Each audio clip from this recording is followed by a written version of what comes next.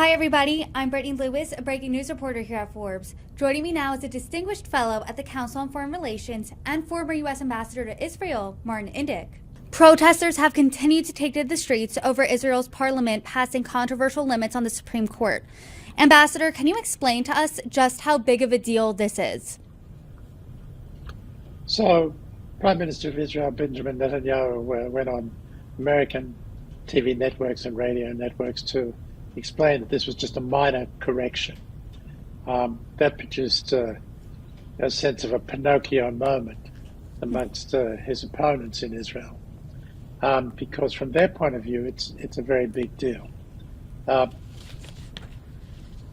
The actual legislation that was passed this last week removes what's called the reasonableness doctrine from the ability of the Supreme Court of Israel to intervene in government appointments in particular.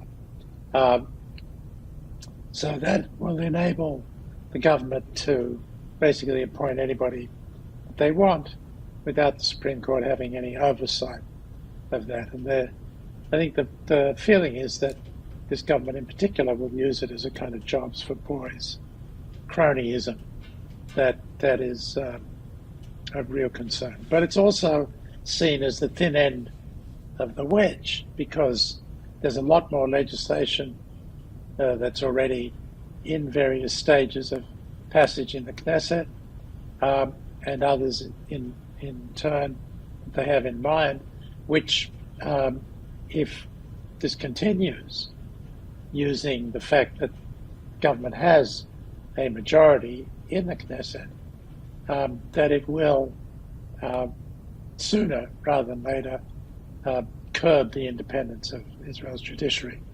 And that's why you still have hundreds of thousands of Israelis out in the street protesting for the 30th week in a row, out of concern that this is really going to undermine the checks and balances between the judiciary and the executive and the parliament, the Knesset. I do want to talk about Prime Minister Netanyahu's response, because you said he said it was minor. He argued in favor of these reforms because he believes that the Supreme Court is too powerful. Is this a purposeful downplaying, or is there some truth to what he's saying? What's your reaction to his response?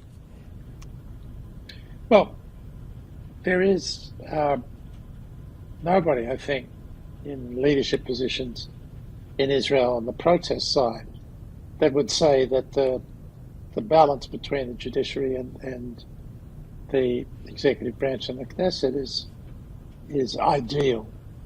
And there's certainly a willingness to entertain compromises that would produce a new balance, but a more reasonable balance, not one in which it tips entirely in the direction of the executive branch, which is what this legislation has in mind. So there's been an effort to try to reach the consensus under the guidance of the President of Israel, Bougie Herzog, but that didn't go anywhere. And instead of pausing the legislation and continuing with that, Netanyahu decided to force it through. And that's what's got everybody upset. So reasonable people can disagree about what the particular balance should be between the courts and the government.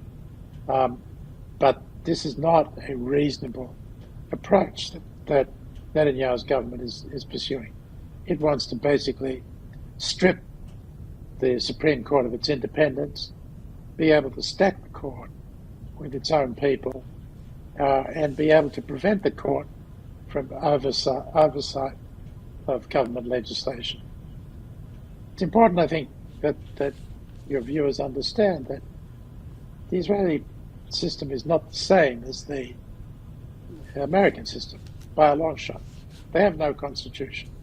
So the Supreme Court doesn't have a formal constitutional role in reviewing legislation and making sure it's consistent with the Constitution. It's a much looser arrangement. And so as a result, I think there's a lot more contention about what is the proper role of the Supreme Court. What are the implications here if the Supreme Court's powers are stripped? Is Israel still going to be a democracy? Well, it will become what's referred to in the literature as an illiberal democracy. No longer a liberal democracy. It will be more like Poland, Hungary, Turkey, where authoritarian leaders, when they sought to bolster their control and ensure greater freedom to do what they wanted without the normal checks and balances of democracies, the first thing they did was to go after the courts and to strip the courts of their independence. And so that's a sense of what will happen here. Yes, Israel will still have elections. Indeed, one possibility is, if you look at the polls today, if there were elections to be held today, the government would be thrown out. Opposition would come in. Because there's no constitution, they could change the laws again. But the fear is, on the opposition side, that the government will push through this legislation, gut the courts, and then start to change the electoral laws so as to essentially ensure that the government will always have a majority. And that's what's happened, for instance, in Hungary, where there's still trappings of democracy, but the authoritarianism of Orban's leadership is very clear. And of course, he just recently won another election. I do want to read part of the statement from the White House and then get your reaction from it. This is what the White House said, quote, "As a lifelong friend of Israel, President Biden has publicly and privately expressed his views that major changes in a democracy to be enduring must have as broad a consensus as possible. It is unfortunate that the vote today took place with the slimmest possible majority." What do you make of that response? Well, I think that President Biden has decided that this issue is too important for the future of relations between the United States and Israel for him to honor the basic principle of non-interference in the affairs of other states. The U.S.-Israel relationship is a special one. That's the way it's referred to, because there is a sense that not only do we share common interests, many of them strategic interests, but we also share common values. And it's the values side of the relationship that I think President Biden is most concerned about. Because if Israel goes down this road towards illiberal democracy, it will be acting against one of the most important common values that we have, that we are like-minded democracies. And a lot of support for Israel in the United States comes from that fact. As we know, interests can come and go, but values can be the cement of a relationship like this. And so I think he's decided to speak out and to try to encourage Netanyahu to seek a consensus. The fact that Netanyahu has chosen effectively to ignore his advice and push ahead puts the president now in a situation where he has to decide, what is he going to insist? Is he going to pressure Israel? Is he going to use various leverage that he has available, particularly security assistance, to try to get Netanyahu to pay attention to his concerns? It seems to me he's not going to do any of those things. But essentially, he will continue to use his bully pulpit to encourage consensus. But I don't think he's prepared to go further than that in terms of sanctioning the Netanyahu government for its unwillingness to listen to him. You're the former U.S. ambassador to Israel. Let's say this was happening under you. What would you suggest that the president do? What would you like him to do? I think that first of all, it's better that the president express himself privately to the prime minister, but in very clear-cut terms. I think that keeping him at arm's length, not inviting him to Washington, is an effective way of registering his opposition and disappointment. But there's a limit to how far that can go, because we have other issues on the agenda with Israel that we need to be discussing. Potential for normalization with Saudi Arabia, the need to deal with an Iran that's approaching the nuclear threshold. So the reality is that we don't have great leverage. I do not believe that it's wise to cut security assistance for Israel in an effort to get it to toe the line on this issue, because already Israel's enemies have noticed the split in the country, reservists now refusing to volunteer in the thousands, the army chiefs expressing great concern about what this means for the future of Israel's People's Army. And if we were to start to cut security assistance, I think it would send a bad signal to the common enemies that we have out there that we're trying to deter. So I think that he can do what he can by registering his disapproval, making it clear to Netanyahu that he's not welcome in Washington until he fixes this. And then he's got a big question that he has to answer for himself that I think the president is struggling with at the moment, which is that there is an opportunity to achieve full normalization between Saudi Arabia and Israel, like a full peace deal, since the Crown Prince of Saudi Arabia seems ready for that. And the president has to decide, should he pursue that?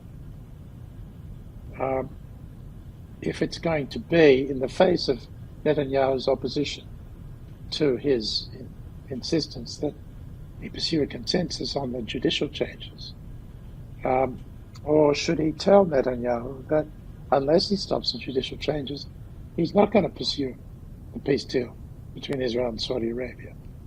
That is something that I think he should be considering, because the deal cannot go through unless the United States is prepared to do a whole lot of things that are difficult and expensive for the United States to do. To do this on behalf of an Israeli government that is ignoring his counsel and pursuing an anti-democratic agenda is, I think a contradiction in policy. Do you think that this is going to change Israel's standing with other international allies? Will it strain any other relationships? Well, others in Europe are kind of following President Biden's lead and expressing concerns about it, but they are not as involved and they are not as concerned. They're democracies, they care about democracy, but they don't have that special relationship with Israel that would give them standing, possible exception of Germany, because of its fraught history with the Jewish people. But I think that they essentially are staying out of it and are not likely to condition their relations on this issue. More likely in the European case that they will condition their relations on policy towards Palestinians, which this government with its ultra-nationalist members is pushing in the West Bank in a way that is causing alarm bells to ring in European capitals. So there's a bit of a difference in terms of what their priorities are and Biden's priorities. You've mentioned a few times now that special relationship between the U.S. and Israel. So when you're looking at this situation, what concerns you the most? I'm very concerned about the direction that Israel is heading in on the judicial front. I think that it's going to be highly problematic if the government succeeds in forging ahead with this and gutting the courts in the face of such widespread opposition in Israel. Because it's not just about the judiciary, although it's certainly about that. It's not just about Israel's democracy, per se. It's also about a battle for the soul of the nation. Israel has always had a tension between its Jewish nature and its democratic nature. That's why we refer to it as the Jewish and democratic state of Israel. The two have gone hand in hand since the birth of Israel back in 1948. And there's been an uneasy balance, but the balance up until now has been kept. And that has produced a kind of way of going along to get along between Israel's different communities, between the secular and the religious and the ultra-religious, between the left and the right and the ultra-nationalists on the far right, between the Arabs and the Jews within Israel. But if the courts are robbed of their independence, protection for these different minorities is going to disappear. And so, for instance, Arabs who have enjoyed some protections from the Supreme Court will find that their rights jeopardized. And the secular part of Israel, which is the part of Israel that pays taxes, that fights in its wars, that is responsible for its high-tech revolution. In other words, they are critical to Israel's survival and well-being. If they feel that their rights are no longer protected, that their democracy has been sullied, then they are going to start voting with their feet, and they will leave. And that will just tip the balance even further in favor of the ultra-nationalists and the ultra-religious. And so I think it's a very dangerous trend that we're watching here that can alter the nature of the state of Israel in a way that will be bad for the country and certainly will be bad for the relationship between the United States and its democratic ally, Israel. I hear you sounding the alarm. You're using phrases like alter the state of Israel, battle for the soul of the nation. What do you think this says about the political future of Israel? Is there any coming back from here? Because the way you're describing it, it sounds like they are at a crossroads. Do you think that they took that leap yet to the point of no return? Yes, I do think they're in the abyss now. Is at the point of no return. One can imagine a scenario, which I mentioned earlier, in which the government comes down, the coalition comes apart, there's election. If the election were held today, government would not be able to get a majority again. And the opposition would be able to form a broad national unity government, secular government, that could reverse all of this. So it's possible, but it's very hard to come back from where we are now. Both sides have staked out extreme positions. The opposition is not willing to compromise unless all of the legislation is taken off the table. The government, particularly the elements in the government that have been pushing this judicial reform, consider that they have the power, they've demonstrated they can do it, and that they should forge ahead so that the room for compromise and a building of a consensus has shrunk as a result. The gap has grown.